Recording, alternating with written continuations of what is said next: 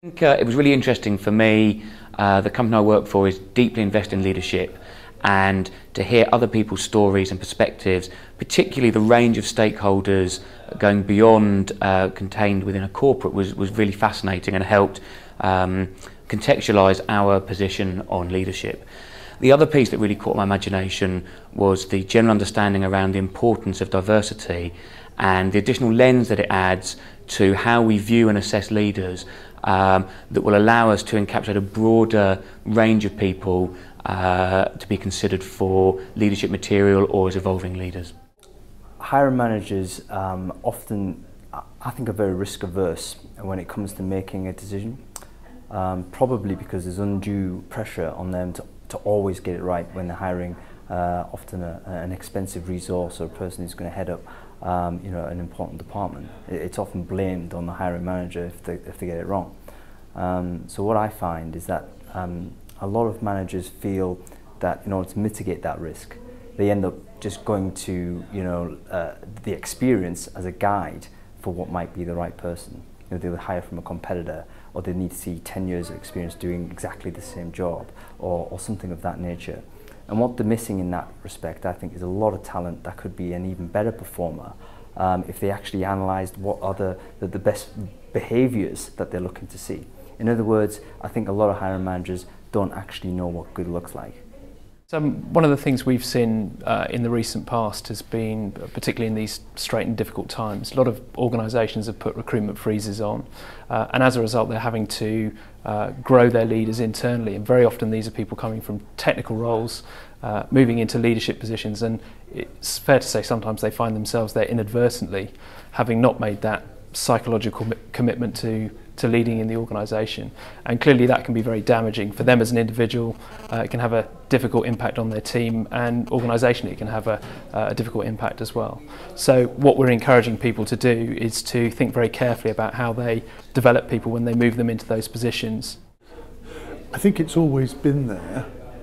but the times that we live in today are making it even more acute for leaders to constantly be re-evaluating the way that they're going about achieving their strategies.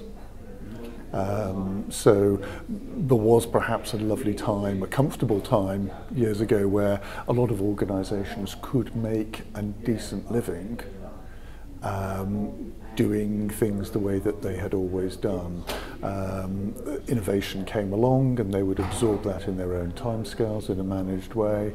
I think the last 3 or 4 years has taught us that speed of spotting new trends, spotting new ideas and opportunities, and exploiting and implementing really, really fast is critical to business survival.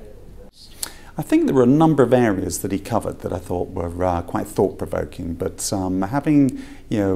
recently become the CEO of Digby Morgan, I think the thing that's struck me most strongly was how many times I've had to say the same message to the staff and the people about where we're going and why we're going there. And I think that the bit that he was talking about back briefing,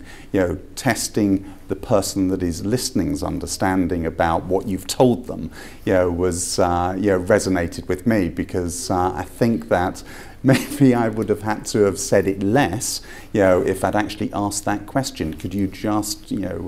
repeat, just explain to me what you think, the strategy is and what we're expecting. I think if I'd done that a little bit earlier, I think that would have made life a lot simpler, and I think that would have been a real step forward.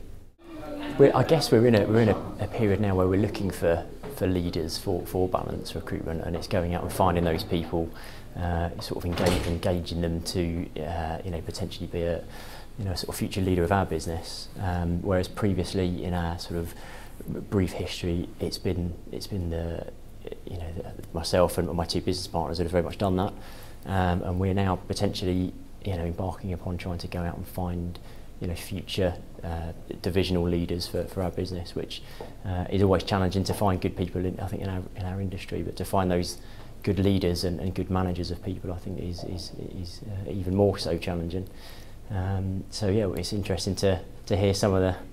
discussions today, and hopefully we can use a bit of that in our quest to find good leaders.